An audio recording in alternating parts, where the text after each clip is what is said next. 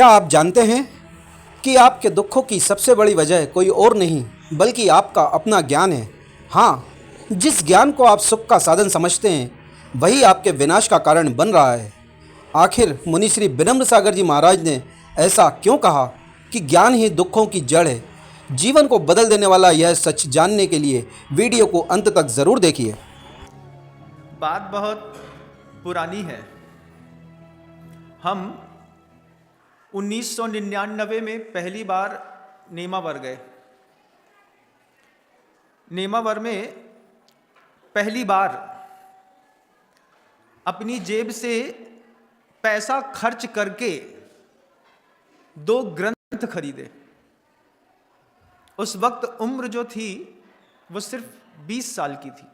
19 साल के थे हम, 20 साल के, हाँ 20 साल के थे। आपने जिनालयों में बहुत सारे ग्रंथ देखे होंगे, लाइब्रेरियां भरी की भरी देखी होंगी, उठाए भी होंगे, पढ़े भी होंगे। लेकिन आप सबसे पूछूं कि कभी अपनी जेब से पहली बार पैसा खर्चा करके कोई धार्मिक ग्रंथ खरीद करके पूरा पढ़ा है?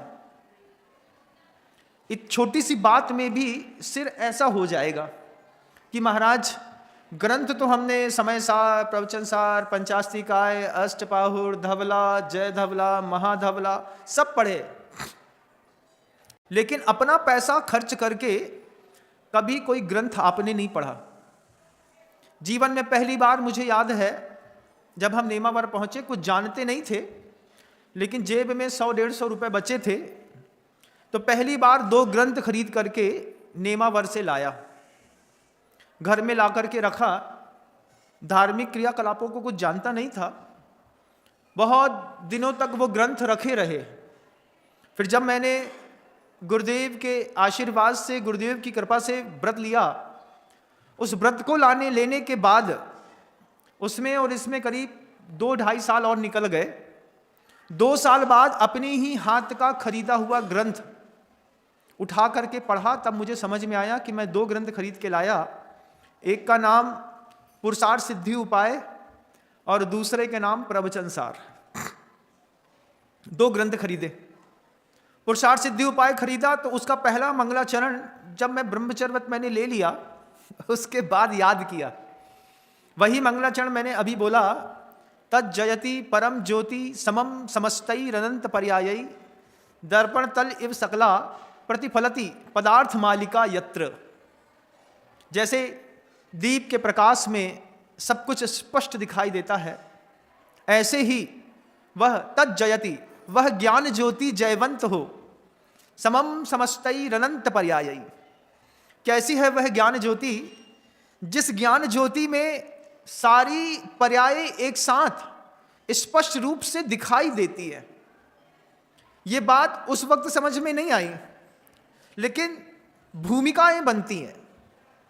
आपके घर के अंदर कॉमिक्स की बहुत सारी बुक्स होंगी, नॉवेल्स होंगे, एंड्रॉइड्स होंगे। आपके घर के अंदर सिलेबस को पढ़ने की बहुत सारी बुक्स होंगी जो आप खरीद करके लाए हैं 600-800 हज़ार रुपए की। लेकिन आपने कभी स्वाध्याय करने के लिए, सुख प्राप्त करने के लिए पैसा देकर के कोई ग्रंथ खरीदा हो तो बताओ?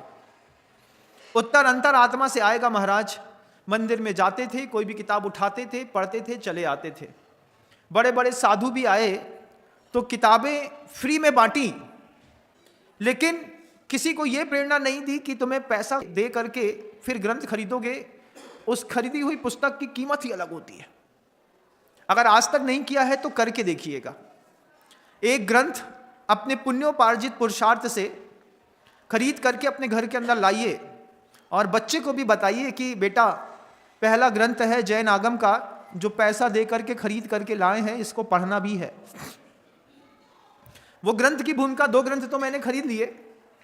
खरीदने के बाद जब पहला ग्रंथ पुरुषार्थ सिद्धि उपाय का पहला मंगलाचरण 2-2.5 साल बाद उस पुस्तक को घर से उठा करके बैठ करके पढ़ना शुरू किया, तब समझ में आया कि जिस ग्रंथ को खरीद करके लाया था वह श्रावकाचार का विषय है।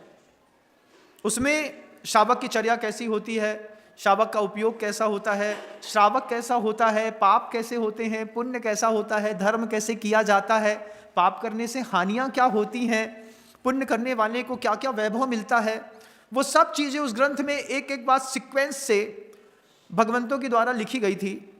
मैं लाया, फिर बाद में चेतना जगी कि क्या गजब का ग्रंथ, खरीद करके उस वक्त ले आए, क्योंकि पुस्तकें अगर घर में हैं तो रखी हैं, जाएंगी कहीं नहीं। लेकिन वो जो दूसरा ग्रंथ था प्रवचन सार का, वो प्रवचन सार का दूसरा ग्रंथ जब तक मुनि दीक्षा नहीं हो गई तब तक हाथ में होने के बावजूद समझ में नहीं आया, क्योंकि ज्ञेय अधिकार, ज्ञान अधिकार, इन सब अधिकारों में चारित्राधिकार, जब इन अधिकारों को पढ़ते थे तो पहले पढ़ने से पहले उसकी भूमिका तक पहुंचना भी पड़ता है। बिना भूमिका में पहुंचे उन ग्रंथों को कई बार हाथ में उठाया, महाराज जी को दिखाया। उस वक्त मुनि श्री प्रवचन सागर जी महाराज श्री अमरकंटक में विराजमान थे। मैंने महाराज श्री से कहा कि महाराज जी, आपका नाम भी प्रवचन सागर जी है और ये हमारे पास प्रवचन सार नाम का ग्रंथ है, ये ग्रंथ हम पढ़ते तो हैं लेकिन हमको समझ में नहीं आता। महाराज जी बोले, प्रवचन सार ग्रंथ को पढ़ने के लिए पहले प्रवचन सागर जैसा बनना पड़ेगा, उसके बाद प्रवचन सार समझ में आएगा। प्रवचन शब्द की समझ में नहीं आता था, प्रवचन का मतलब समझते थे, महाराज जी जो बोलते हैं उसको प्रवचन कहते हैं। फिर बाद में आया कि प्रकष्ट तीर्थंकरों के द्वारा, आराती आचार्यों के द्वारा प्रा उपसर्ग लगाया है, जो उत्कृष्टतम वचन कहे जाते हैं उसको प्रवचन कहते हैं। फिर तो उस ग्रंथ के प्रति और बहुमान भरा, लेकिन उस ग्रंथ को घर पे ही रख दिया। महाराज बोले कि देखो, तुमने बहुत अच्छा काम किया कि अपने पैसा से पुस्तकें खरीदी, अब फिर पढ़ने का भाव पैदा कर रहे हैं। ये जो मंदिरों में पुस्तकें रखी रहती हैं, इनकी जब तक विनय ना हो, भक्ति ना हो, जब तक इसमें अपना द्रव्य ना लगे, तब तक ये पुस्तकें भी अपन से संवाद नहीं करती। और इसका उदाहरण अपने अपने मंदिरों की अलमारियों में, नीचे की अलमारी में रखे हुए ग्रंथ देखिएगा कि दीमक लग जाएगी लेकिन आदमी उसमें नहीं लगता। पुस्तकों में दीमक लगी है, इसका मतलब है कि इंसान ने खोल करके उसको कभी देखा नहीं तो कीड़े चट कर गए। अगर इंसानों ने खोल करके पुस्तकों को देखा होता तो कभी उस पर दीमक नहीं लगती। फिर दूसरा मौका मिला जब मुनि बन करके पूज्य गुरुवर ने प्रवचन सार ग्रंथ की वाचना करी।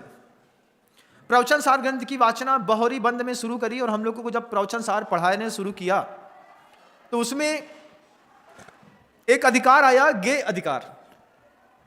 चारित्राधिकार भी है, ज्ञान अधिकार भी है, ज्ञेय अधिकार भी है। तो वो ज्ञान अधिकार, ज्ञेय अधिकार जब सामने आया तो मैंने पूछा, महाराज जी ये ज्ञेय अधिकार है, इसमें बड़ी गहरी गहरी प्राकृत की गाथाएं हैं, उन गाथाएं अपने दिमाग में भरती नहीं है। ज्ञान क्या होता है, ज्ञेय क्या होता है, कुछ समझ में नहीं आता महाराज श्री, क्योंकि साधु बनने के बाद भी उपयोग किसी दूसरी चीजों में रहता था। साधु बनने के बाद भी सुबह गुरुदेव 8:30 बजे से क्लास लगाते थे, लेकिन शुरुआती माहौल था तो एक ही चर्या बड़ी अच्छी लगती थी, आहार की। 8:30 बजे क्लास लगी, अब दिमाग में इधर कुकर की सीटी बज रही है और इधर आचार्य श्री ज्ञान अधिकार और ज्ञेय अधिकार बजा रहे, तो दिमाग में वो बात चलती थी, आज फलाने चंद के यहाँ जाना है, आज फलाने चंद के यहाँ जाना है। इस चंद में, इस फलाने चंद के खाने पीने के खेल में वो ज्ञान अधिकार और ज्ञेय अधिकार का जो अमृत गुरुदेव दे रहे थे, वह अमृत मस्तिष्क पर अवधारित नहीं हो पाया। गुरु की कृपा हुई कि जब दीक्षा ली हुए करीब 8 साल और गुजर गए, जब उस भोजन से भी उदासी होने लगी, फिर गुरुदेव ने ज्ञान अधिकार और ज्ञेय अधिकार एक बार पढ़ाया। जब दोबारा गुरुदेव ने ज्ञान अधिकार और ज्ञेय अधिकार पढ़ाया, उस वक्त उस ज्ञान अधिकार की क्या महिमा थी, आप भी देखेंगे तो देख करके दंग रह जाएंगे। दुनिया में जितना भी दुख होता है किसी भी प्रकार का, वह स्वनिमित्तक दुख नहीं होता, पर निमित्त से दुख होता है। 2 पुस्तकें खरीद करके लाए। पहली पुस्तक पुरुषार्थ सिद्धि उपाय, उसका पहली लाइन का अर्थ साधु बनने के बाद गंभीरता से समझ में आया कि तज्जयति परम ज्योति समम समस्तई अनंत पर्यायी। उस केवल ज्ञान रूपी ज्योति को नमस्कार है, उस केवल ज्ञान की प्राप्ति करते हैं, उस केवल ज्ञान की चाहत है, उस केवल ज्ञान का पुरुषार्थ है। ज्ञान में ऐसी खूबी क्या है, प्रश्न उठता है ना। क्यों केवल ज्ञान, केवल ज्ञान, केवल ज्ञान के पीछे पड़े, केवल चारित्र के पीछे पड़ते, सम्यक दर्शन के पीछे पड़ते। लेकिन आचार्यों ने ज्ञान को सुख का मूल कहा। आचार्यों ने लिखा, आत्मा कैसी है, आत्मा आदा नाण प्रमाणम। आत्मा जो है वो ज्ञान के प्रमाणीभूत है। और ज्ञान हमारा कैसा है? ज्ञान हमारा औपसमिक है या तो छायोपसमिक है। ज्ञान हमारा मति ज्ञान है, श्रुत ज्ञान है, लेकिन अवधि ज्ञान और केवल ज्ञान नहीं है, मनःपर्य ज्ञान भी नहीं है। अब जितने भी ज्ञान छायोपसमिक होते हैं, छायोपसमिक ज्ञान का मतलब कुछ ढका हुआ कुछ खुला हुआ, मतलब ऐसी पुस्तक जिसके बारे में आधा पता है और आधा नहीं पता। जब आधा किसी बात में नहीं पता रहता है तो हमारे मन के अंदर राग द्वेष की हिलोरें पैदा होती है। कोई भी पुस्तक के 8-10 पन्ने पढ़ लो, पढ़ने के बाद वो पुस्तक जिसकी थी वो उठा करके ले जाए, तो फिर अपन अपने दिमाग से सोचते हैं उसका ऐसा हुआ होगा, उस कहानी में ऐसा मोड़ आया होगा, फिर ऐसा हुआ होगा। अपन सोचते हैं कि नहीं? सोचते हैं महाराज। उस सोचने से वो कहानी सही आपको पता नहीं चलती, लेकिन आप सोचते हैं क्योंकि आपके मन के अंदर उत्सुकता होती है, आपके मन के अंदर आकुलता होती है। उत्सुकता और आकुलता ये दो गहरे शब्द हैं, पल्ले पर बांध के रखिएगा। जीवन में जिसके पास भी छायोपसमिक ज्ञान रहा, आधा खुला आधा ढका, आधा पता आधा नहीं पता वाला, उसके मन के अंदर हमेशा उत्सुकता पैदा हुई। आपके मन के अंदर भी होती है उत्सुकता। क्या होती है? आखिर ये है क्या, इसको जान तो लें। तो आपका वो जो जानने का भाव है, वो जानने का भाव किसी वस्तु पर लाकर के आपको केंद्रित करता है। जब वो छायोपसमिक ज्ञान किसी वस्तु पर आपको जानने के लिए बार बार प्रेरणा देता है अंदर से, तो फिर आप पुस्तक तो नहीं उठाते, एंड्रॉयड उठा लेते हैं। जब आपने लग्जरियस एंड्रॉयड उठाया, अब आपके अंदर एक आकुलता है, ये होता क्या है, इसमें हो क्या रहा है, इको होबे से का होत है। ये जो जानने की आकुलता है, ये आपको अच्छी जगह न ले जा करके व्हाट्सएप, फेसबुक और इंस्टाग्राम इस तरफ ले जाती है।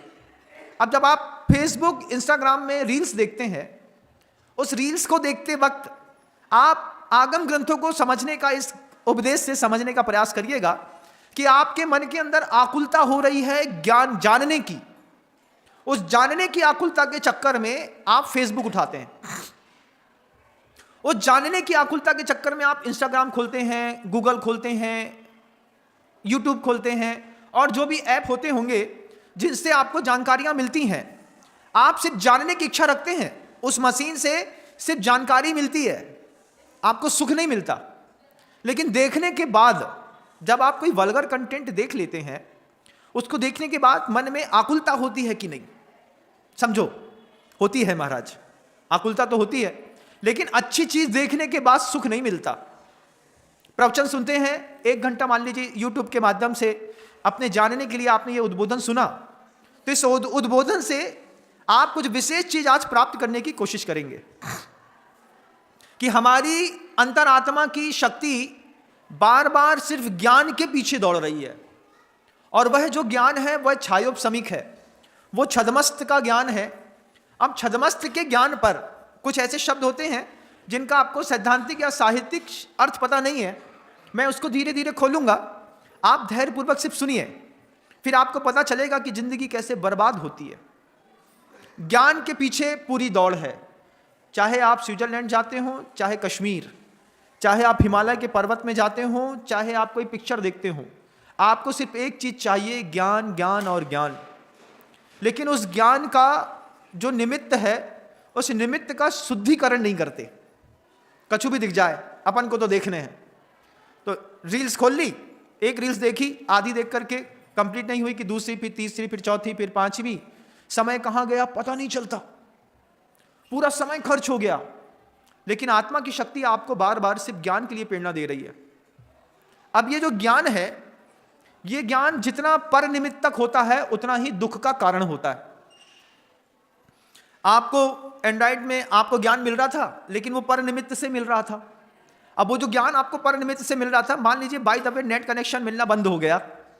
अब आपको दिमाग में, अरे इतनी अच्छी मूवी देख रहे थे, नेट बंद हो गया। अब ढूंढते हैं भिखारियों जैसे, इधर मिलेगा, इधर मिलेगा, इधर मिलेगा, कहीं तो नेट मिलेगा।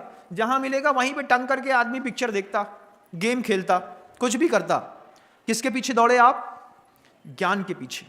आप देख रहे हैं पिक्चर, आप देख रहे हैं कोई गेम या कोई वल्गर कंटेंट या कोई प्रवचन, लेकिन आत्मा की इच्छा सिर्फ ज्ञान की है। ज्ञान के अलावा आत्मा कुछ भी नहीं चाहता। लेकिन आचार्य कहते हैं कि वो जो छायोपसमिक ज्ञान है, वह छायोपशमिक ज्ञान मन का सहारा लेकर के और मन मोह का सहारा लेकर के आदमी को अपने आप से बाहर फेंक देता है। मन किसका सहारा लेता है? मोह का। और मोह मन का सहारा लेकर के आपस में ये दोनों मिल करके इंसान को बाहर फेंक देते हैं। तो हम पर निमित्तक जिंदगी जीते हैं।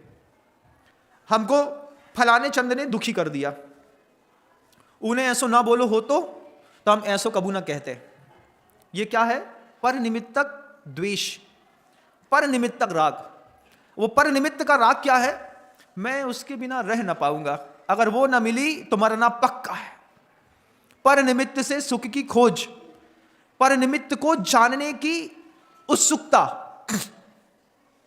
पुरुष को स्त्री को, स्त्री को पुरुष को जानने की उत्सुकता। और जानने के बाद सुख मिला कि दुख? बताओ। सुख मिला, फिर क्या मिला? जब सब जान लिया तब जाकर के माथा फोड़ी करी, महाराज कैसे फंस गए इनके साथ ब्याह करके। अब पूरी जिंदगी नरक है। वो नरक क्या है कि जिसको जो जानने की आपको आकुलता थी किसी पुरुष को, या पुरुष को किसी स्त्री को जानने की आकुलता थी, जब वह छायोपशमिक ज्ञान के माध्यम से आपने पर को पकड़ करके उसके बारे में सब जान लिया, अब जानने के बाद उससे ना आपको राग हो रहा है ना द्वेष हो रहा है। अब आपको सिर्फ उसको छोड़ने का भाव हो रहा है। तो जो कल सुख का निमित्त बनता था, आज वो व्यक्ति दुख का निमित्त बनने लगा। पहले पति घर में लेट आया सो दिक्कत, अब पति घर में आ गया तो दिक्कत। होता है कि नहीं? बोलो ना। देखो ना, ज्ञान का क्या खेल है कि ज्ञान जो है वो ऊधम मचा रहा है।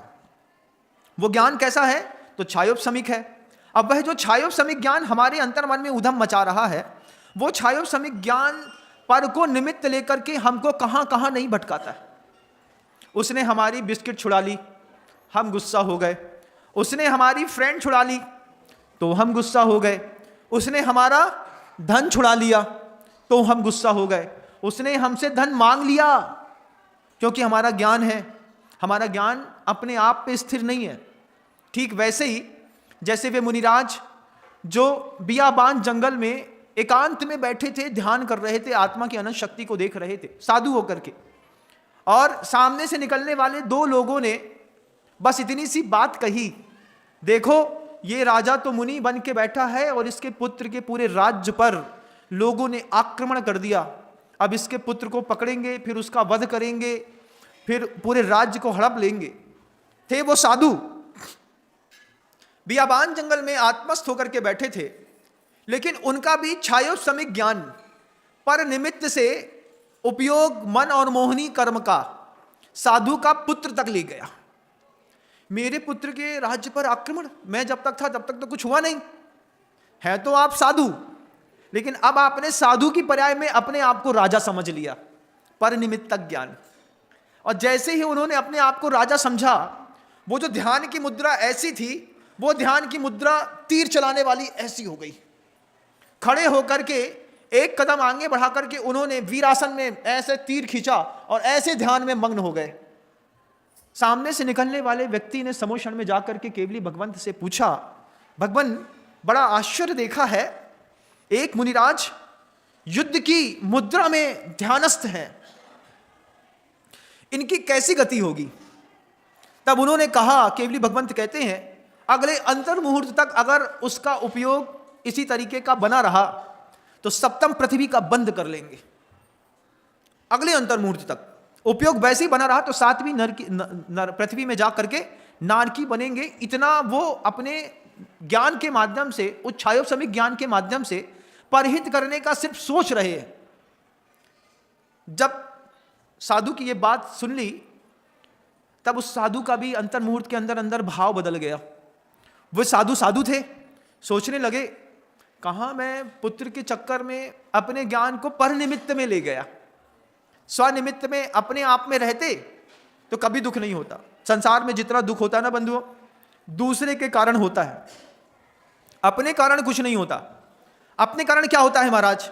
आपको कभी असाता कर्म के उदय से स्वयं को दुखी महसूस किया?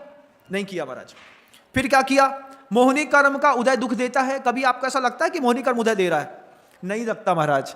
आपको कभी ऐसा लगता है कि ज्ञान के अधूरेपन के कारण हम दुखी हैं? महाराज दुनिया में सब चाहिए लेकिन कोई ज्ञान दे थे तो बहुत बुरा लगा था, कोई समझाता है तो क्या लगता है, कछु आज जात तो है नहीं और ज्ञान देवे आ गई, उठो इते से जाओ। सबसे बुरी चीज लगती है ज्ञान देना, किसी को भी दिया और दिक्कत हुई।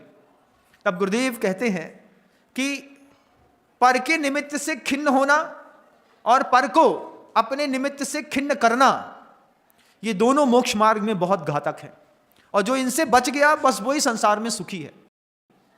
जब मैं उस ज्ञान अधिकार को पढ़ रहा था तब बगल में बैठे हुए मुनि श्री निर्णय सागर जी महाराज जी ने हमसे कहा कि विनम्र, तुम ज्ञान अधिकार को जब तक ज्ञान अधिकार के रूप में पढ़ोगे तब तक तुम्हें ज्ञान अधिकार की कीमत समझ में नहीं आएगी।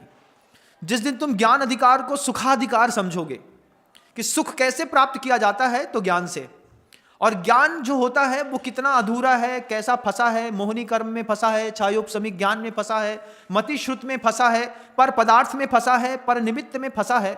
जैसा तुम्हें ये सब समझ में आया वैसे ही तुम धीरे धीरे सुखी होना शुरू हो जाओगे, तब तुम्हें ध्यान करने में भी आसानी होगी। इसलिए ज्ञानाधिकार को सुखाधिकार समझ करके पढ़ो। मैं आपसे भी कहता हूं, इस ज्ञान शब्द को ज्ञान हटा करके सुख का निमित्त समझोगे तब समझ में आएगा कि जैसे बोले ना, पर के निमित्त से दुख हो रहा है, पर के निमित्त से हम सुखी नहीं हो पा रहे। कभी भी ध्यान रखिएगा, सिर्फ पर के निमित्त से दुख ही पैदा होता है। सुख हमेशा एकांतिक सुख होता है। आचार्यों ने गाथा लिखी, ए दम्मी रजो निच्चम संतुष्टो होदि निच्च में दम्मी, ए देन होदि तित्तो सो हो हदि उत्तमम सुखम। उत्तम सुख कैसा प्राप्त होता है? जब तुम आंख बंद कर लो।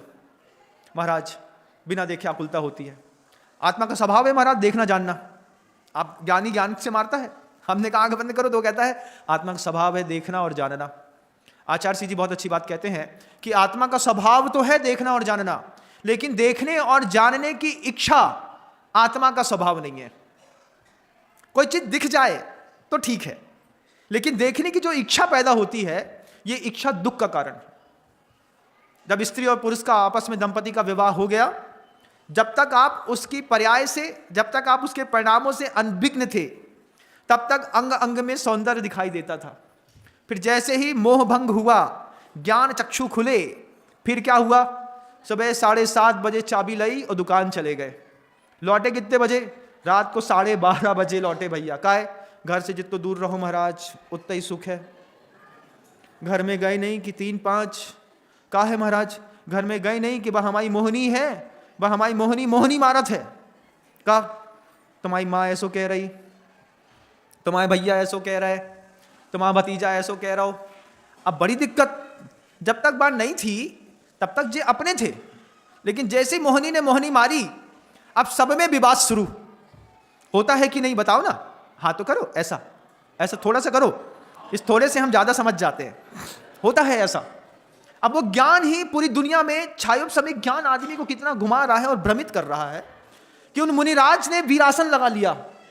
फिर धीरे धीरे वो मुनिराज स्वस्थ हुए इस बात को लेकर के, कहां मैं अपना उपयोग ले गया पर के लिए, पर दुख का कारण बनता है। ज्ञान को जानने की उत्सुकता अलग चीज, और फिर ज्ञान को जानने के बाद उत्पन्न होने वाली आकुलता अलग चीज होती है। किन किन चीजों में भटकते हैं? पहले जानने की इच्छा होती है। अरे महाराज वही चक्कर में तो अपने देवरी और महाराजपुर से हम बीना बार आ गए आपके प्रवचन सुनबे। ज्ञानी के कारण तो आए तो जरूर। अब इधर पर ये जो ज्ञान आप बैठ करके सुन रहे हैं, इसको हम आपका प्रशस्त राग कह देते हैं, चलिए। लेकिन इस प्रशस्त राग में भी आपको आकुलता है। मुनिराज का प्रवचन सुनते वक्त दिमाग में घूम रहे हैं, अरे यार शांतिनाथ भगवान को विधान कर लेते तो अच्छो रहते। अब शांतिनाथ भगवान के दरवाजे पर आपको खड़ा कर दें, अरे अब ये देखो जो 2-3 लोग कुंडलपुर जा रहे हैं, हम कुंडलपुर हो आए। तो कुंडलपुर जाने की इच्छा, कुंडलपुर चले गए। तब कुंडलपुर में बड़े बाबा के सामने खड़े होकर के संत निवास की इच्छा, महाराज जी लोग क्या कर रहे हुए, अपन महाराज जी के पास चला थे। तो ये जो आकुलता है, ये धार्मिक क्षेत्रों में भी तुमको एक स्थान पर खड़ी होने नहीं देती। प्रवचन सुनते वक्त से प्रवचन सुनो तो प्रवचन को समझ पाओगे, लेकिन प्रवचन सुनते वक्त सब्जी ना जल गई हो, अब उनके बरौनी नहीं आई, अब बर्तन भी हमें मांजने पड़े, 12-12:30 बजे हैं, हम यहाँ ज्ञान की बात कर रहे हैं, तुम होते भंग बासन की बात कर रहे हैं। राग कहाँ है, लोटा कहाँ है, डंडी कहाँ है? ज्ञान कहाँ ले गया? आकुलता कहाँ ले गई? साधु के पास बैठा करके मन की आकुलता ले गई चौके में, और वहां पर तुम्हें बरौनी बना दो। हम तुम्हें रानी बना रहे थे, तुम बरौनी बनने तैयार। गलती कौन की? हमारी। नहीं महाराज, हमारी गलती क्यों है? क्योंकि हमारा मोहिनी कर्म मन के सहारे हमको अपने आप में रहने नहीं देता। हमारी आसाता भी मोहिनी कर्म के सिर में चढ़ करके कोई के निमित्त से सुखी, कोई के निमित्त से दुखी, मैं सुखी दुखी मैं रंक राव, मेरे ग्रह गोधन प्रभाव, मेरे सुतति मैं सबल दीन, मूरख प्रवर सुबक प्रवीण। ये जो आप पढ़ते हैं, मैं कैसा कैसा हो गया मोहिनी कर्म के कारण। मेरे ग्रह गोधन प्रभाव, हमारा घर मोहिनी कर्म, हमारी पत्नी मोहिनी कर्म, मरवे के बाद आधा घंटा संगे नहीं रहे, देख वो पसंद नहीं है। क्यों? अरे भूत है। कितने दिनों तक साथ में रहे? 30 साल, 40 साल, 50 साल, सुख में आन सभी मिल बैठत, विपद पड़े सभी संग छोड़त, को नावत नेरे, घर की नार बहुत हित जासो, रहत सदा संग लागी, जब ही हंस तजी यह काया, प्रेत प्रेत कह भागी। बस सबसे दूर जाके भाग के खड़ी हो जाते, बोले हम उनको नहीं देख सके। काहे? जब तक जिंदा थे तब तक तो ठीक थे, मरे के बाद तो भूत है भैया, हमसे छूबे में तकलीफ है। 4 लोगों के सामने छुए, अकेले छूबो भी पसंद नहीं है। ऐसा ये मोहिनी कर्म है। मेरे सुतती मैं प्रबल दीन, कभी मैं मजबूत हूं तो ये भी ज्ञान के कारण, मैं दीन हूं ये भी आकुलता ज्ञान की ही है, क्योंकि ज्ञान छायोपशमिक है। आप सुख के साधनों को जो बटोरने में लगे हैं, जिस दिन आपको पता चले कि सुख के साधनों को नहीं, उस ज्ञान की आकुलता और उत्सुकता को बटोरने में लगे हैं, अपने आप को आप ऐसा शांत करने का धीरे धीरे प्रयास करेंगे। फिर आपको सामायिक अच्छी लगेगी, फिर आपको गाथाएं अच्छी लगेगी, फिर अपने आधे अधूरे ज्ञान के ऊपर रोना आएगा। किसी भी चीज में वो जो ज्ञान हमारे अंदर कैसी आकुलता पैदा करता है, ज्ञान हमको विभ्रम पैदा करता है। विभ्रम कैसा पैदा करता है? कपड़े की दुकान में गए कपड़ा खरीदने, अब कपड़ा खरीदने पर कपड़ा को रंग कछु और है, लेकिन उन्हें जैसे ही ऊपर से लाल पीली 12-15 एक साथ लाइटें चालू करी। कभी देखना, कपड़ा खरीदने जाओ, कपड़ा की दुकान वाले सबसे पहले बिजली के बटन में हाथ मारत हैं, एक साथ 20 बटन चालू। अब 20 बटन चालू होवे पर करिया कपड़ा नीलो दिखने लगा। बे करिया को नीलो समझ के ले आए, कटवा लो। अब कटवावे की बात तो वापिस होन को नहीं। वो ग्राहकी, वो दुकानदार बोला था, अच्छो भाव सलट नहीं रहो थो, जो रोशनी के चक्कर में वो की मति भ्रम भाव, और मति भ्रम में करिया को नीला समझ के ले लो। अच्छा, सबसे बड़ी खूबी देखो, काले को नीला समझ तो रहे हैं, लेकिन नीला बोल नहीं रहे, पूछ तक नहीं रहे। जो नीला ही रंग है ना, अरे पूछ लेते तो ग्राहक दुकानदार बोल दो तो करिया आए भैया, नीलो तो लाइट के चक्कर में दिख रहा हो। अब जब खरीद के ले आए, घर के अंदर ला के रख लो, शर्ट बनवा ली, सूट बनवा लो, पहनो, पहन करके जैसी शर्ट सामने आईना के खड़े भये, वैसी मन के अंदर फिर ज्ञान का अवसाद आ गया। यार जो कपड़ा अच्छो नहीं आ, चिकनो नहीं आ, चिकराऊ है, कलर गलत ले आए। माँ बहनों में ये तकलीफें बहुत होती हैं। साड़ी खरीद के लाए 1.5 घंटा में, फिर वापस कर भी जाएं 2 घंटा तक, तो दुकानदारों को लिखने पड़ता है बिका हुआ माल को बदली करने का समय। कपड़े की दुकान वाले बहुत अच्छे समझते हैं ये क्या है, ये हमारे ज्ञान के अंदर जो एक विभ्रम पैदा हो गया। फिर हमारा ज्ञान संशय पैदा करता है। संशय कैसा पैदा करता है कि अंधेरे में कोई चीज गिलगिली से हाथ में लग गई, अब समझ में ना आए कि भैया हमने चूहा छुओ है कि टमाटर। कभी आप पीला टमाटर होता है ना, अचानक उसमें हाथ बस पड़ जाए तो ऐसा लगता है जैसे चूहा दबा दिया। या फिर फुग्गे में पानी भर दो, छोटे से फुग्गे में पानी भर दिया और हाथ धरो तो चूहा जैसा एहसास कराता है, आंख बंद कर दो तो आप कभी देखते होंगे आंख बंद करके हाथ में कुछ चीज दे देते हैं, और जैसे ही हाथ में कुछ चीज देते हैं तो सामने वाले के चेहरे का एक्सप्रेशन बदलने लगता है। ये क्या खेल है? ये भी ज्ञान का खेल है। ये कैसा खेल है कि आदमी संशय में ग्रसित हो गया। तो हमारा ज्ञान संशय पैदा करता, हमारा ज्ञान विभ्रम पैदा करता, हमारा ज्ञान विपरीत चला जाता। वस्तुस्थिति कुछ है और दिख और कुछ और रही है। वो भी ज्ञान का खेल है, जिस मृग मरीचिका जिसको कहते हैं। चमकती हुई रेत में सूरज की रोशनी से पानी की जो दृष्टि भ्रम हो गया, सामने वाले किसी व्यक्ति में आपको आपके शत्रु का भ्रम हो गया या मित्र का भ्रम हो गया। मित्र भी भ्रम है और शत्रु भी भ्रम है बंधुओं।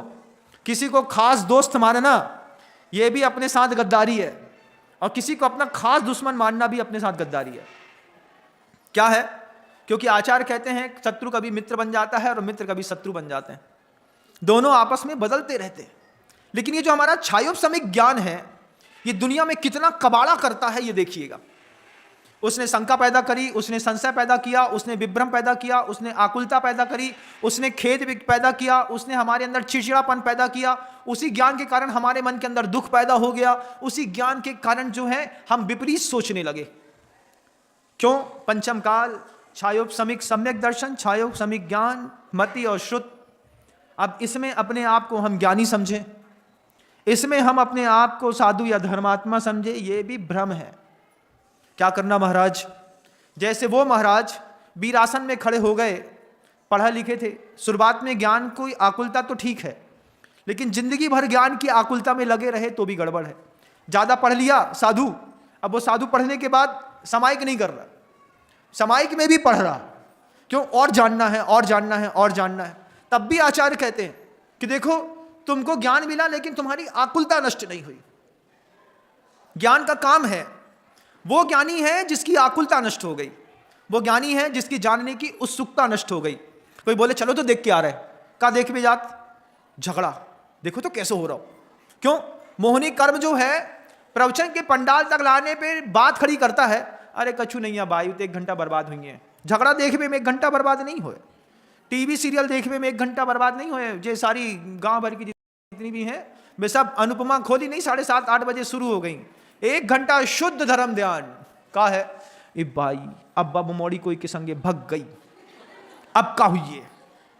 क्या है? पर निमित्तक सुख, पर निमित्तक दुख, पर निमित्तक आकुलता, पर निमित्तक द्वेष, पर निमित्तक राग, पर निमित्तक मोह, पर निमित्तक विभ्रम, पर के निमित्त से संशय, पर के निमित्त से चिड़चिड़ापन। अपने निमित्त से क्या? अपने तक तो आकर के महाराज हमने अपने आप को कभी देखा ही नहीं।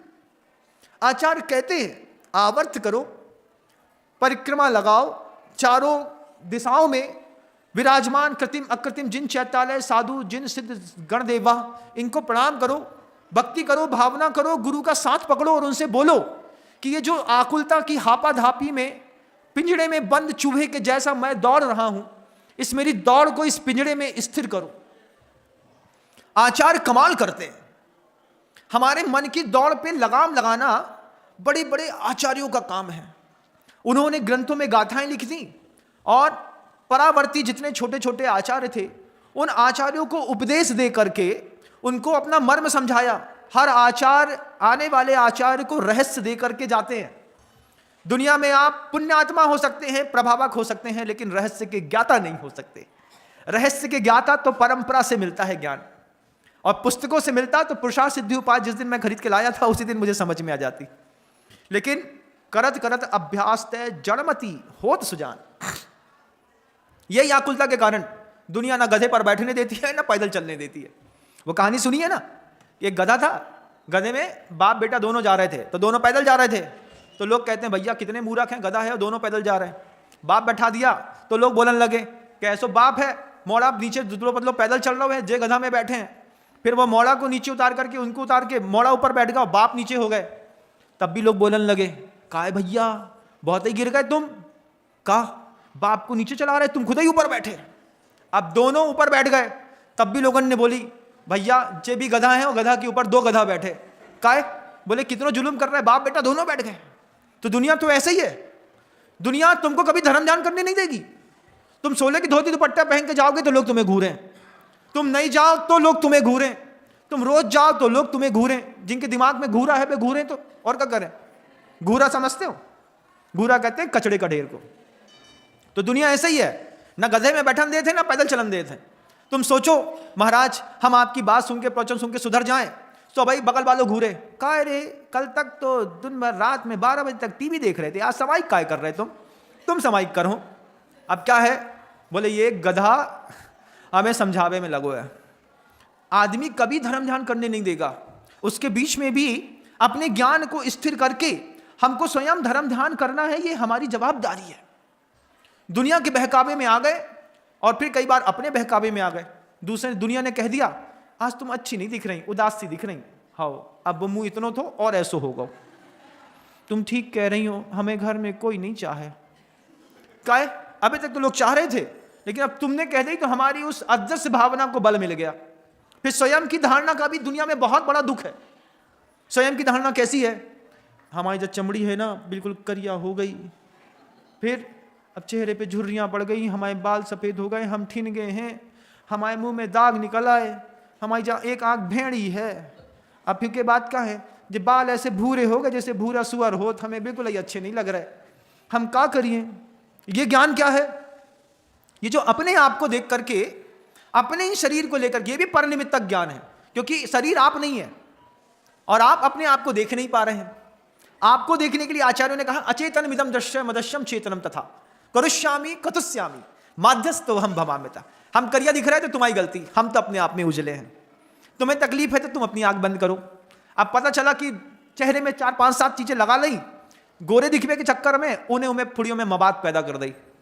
अब लगे फुड़बाबे में, जाओ भैया इते टोचा इते टोचा इते टोचा, फिर वे टोचा टोचा के चक्कर में पूरे चेहरे में दाग पड़ गए। अब वो परमानेंटली हो गए। ज्ञान स्वनिमित्तक परनिमित्तक कितना दुख देता है। सुख कहां मिलता है? अपने आप में। अपने आप में हम कैसे रह पाते हैं महाराज? उसमें शरण चाहिए देव की, शास्त्र की और गुरु की। लेकिन इसके अलावा एंड्रॉइड शरणम पब्बज्जामी, यूट्यूब शरणम पब्बज्जामी, फेसबुक शरणम पब्बज्जामी, इंस्टाग्राम शरणम पब्बज्जामी, साधु शरणम। साधु तो महाराज वेद उनको काम का है, महाराज को आते हैं जाते खाते हैं निकल जाते हैं और कछु काम नहीं। लेकिन सोचिए, गौर से सोचिएगा इस उद्बोधन को सुनने के बाद, जिंदगी में जितनी दौड़ है सारी की सारी दौड़ से पर निमित्त तक है। आज तक स्थिर होकर के कभी भी आपने अपने आप के बारे में कुछ भी अच्छा नहीं सोचा। लाल पीली साड़ी में पड़े रहे, नीले काले जूते में पड़े रहे, बाल काले करने में पड़े रहे, चेहरा गोरा करने में पड़े रहे, सोना चांदी खरीदने में पड़े रहे, लोहे की जंजीर से बचने में पड़े रहे, मकान बनाने में पड़े रहे और उसके बाद टटिया उठाने में पड़े रहे, बांस खरीदने में पड़े रहे, नमक में गाड़वे में पड़े रहे। लेकिन कभी भी हमने अपने आप में नहीं पड़े। किसी ने नहीं दिखाया, आचार्यों तक ने नहीं बताया कि ज्ञान ही, गुरुदेव ने लिखा फिर, ज्ञान ही दुख का मूल है, ज्ञान ही भव का कूल, राग सहित प्रतिकूल है, राग रहित अनुकूल। चुन चुन इसमें उचित को, अनुचित मत कर भूल, सब धर्मों का सार है, समता बिन सब धूल। गुरुदेव ने पुस्तक लिखी थी प्रवचन पारिजात, उसमें ये पद्यानुवाद किया था ग्रंथों का, ज्ञान का। उसमें ये गुरुदेव के शब्द है कि ज्ञान ही दुख का मूल है, ज्ञान ही सुख का मूल, राग सहित प्रतिकूल है, राग रहित अनुकूल। चुन चुन इसमें उचित को, अनुचित मत कर भूल, सब ग्रंथों का सार है, समता बिन सब धूल। बस समता हमें मिल नहीं रही। यहाँ बैठने पर भी प्रवचन सुनते सुनते वक्त भी आकुलता हो रही कि नहीं महाराज बाई, महाराज तभी सीधे निकल जाए, हमें 16 पहनने। एक और तकलीफ, फिर ठसियल बन के घुसने भी तो है महाराज के कमरा में, चौका में। दूसरी तकलीफ, वो रोक ना दे। तीसरी तकलीफ, तकलीफों पे तकलीफें। जब तक आप पर निमित्त में दौड़ेंगे दुनिया में कोई सुखी नहीं कर सकता। अपने आप में सुखी होना है तो उन साधुओं की शरण में जा करके उपदेश अमृत का पान करके बैठ के उनसे पूछो। उनकी उस मुद्रा को देख करके भी सुख मिलता है। खड़े हुए साधु जब आहार कर रहे हैं, बैठा हुआ साधु जब समाइक कर रहा है, सिर्फ ग्रास मत देखो, साधु को देखो, खुद के जीवन में निराकुलता मिलेगी। ऐसे पवित्रतम मंदिरों में आकर के देखो, भगवान के सामने सिर्फ खड़े बस हो जाओ, लगता है संसार माया मोह से दूर निकल करके कितना सुख है इस स्थान पर बैठ करके। मैं कहां से चला ये सोच करके कि मुझे जिंदा में स्वर्ग देखना है। लोगों से कहता था मुझे जिंदा में स्वर्ग जाना है, तो बोले कहां जाओगे? मैंने कहा बीना बारा स्थित क्षेत्र में जाऊंगा, वहीं पे स्वर्ग है। यहां पर आया, आकर के अपने आप को धन्य धन्य महसूस किया, क्योंकि इसी मिट्टी में मैं पैदा हुआ, इसी मिट्टी पे बड़ा हुआ। 4 चातुर्मास मैंने यहीं पर किए, गुरुदेव ने व्रत यहीं पर दिया, संघ में प्रवेश यहीं पर दिया, 4 चातुर्मास कराए, पंचकर्णक किया, सब मैंने यहीं पर किया। रचे पचे हो गए। बहुत दूर से इच्छा थी, बस बीना बारा जाऊंगा, बीना बारा में बैठूंगा। और दुनिया के लोगों से कहना चाहता हूं कि अगर अपने आप को देखना है तो बीना बारा के शांतिनाथ भगवान के दर्शन करो। अपने आप को देखना है तो आदिनाथ भगवान के दर्शन करो। वासुपूज्य भगवान की ऐसी मनोहारी प्रतिमा है, उस प्रतिमा को देखो, अपने जीवन को कृतकृत करो। जीवन में बस इतना ही सुख है। और एक चीज हमेशा ध्यान रखो, जहां रहो वर्तमान में जियो। यहां बैठ करके भविष्य की कल्पना मत करो, यहां बैठ करके अतीत मत गुनो। तो वह ऐसा हो गया था, वैसा हो गया था। कम से कम दिन का 1 घंटा तो अपने वर्तमान में जीने के साथ संकल्प करो। दिन में 10 घंटे दुकान में बैठेंगे कोई बात नहीं है, लेकिन आधा घंटा या 1 घंटा मुझे मेरा गुरु चाहिए, चाहे वो यूट्यूब पे चाहिए, एंड्रॉयड से चाहिए या साक्षात चाहिए, लेकिन दिन में 1 घंटा मुझे मेरा गुरु चाहिए। मैं अपने गुरु के बिना नहीं जी सकता। जिस दिन तुमने अपने जीवन में ये पक्का संकल्प कर लिया कि 1 घंटे के लिए लेकिन मुझे गुरु रोज चाहिए, उस दिन ये जीवन की जो गाड़ियां लड़खड़ा रही हैं, ये सूर्य की रश्मियों के जैसे दौड़ने लगेंगी। एक एक मिनट में अनंत की यात्रा करने का सुख मिलने लगेगा। गुरु सूर्य होते हैं, जब देते हैं तो बेहिसाब देते हैं, और जिस पर उम्मीद नहीं रहती उसमें भी चेतनता प्रदान करते हैं। आप सबने आज ज्ञान के बारे में बहुत कुछ सुना है। एक बार अपना अपना ज्ञान टटोलिएगा, और अगर प्रवचन समझ में ना आए तो शांति से एक बार शाम को और सुनने का प्रयास करिएगा। अभी शब्दों को विराम देता हूं, कल पुनः प्रयास करूंगा। गुरुदेव श्री विद्यासागर जी।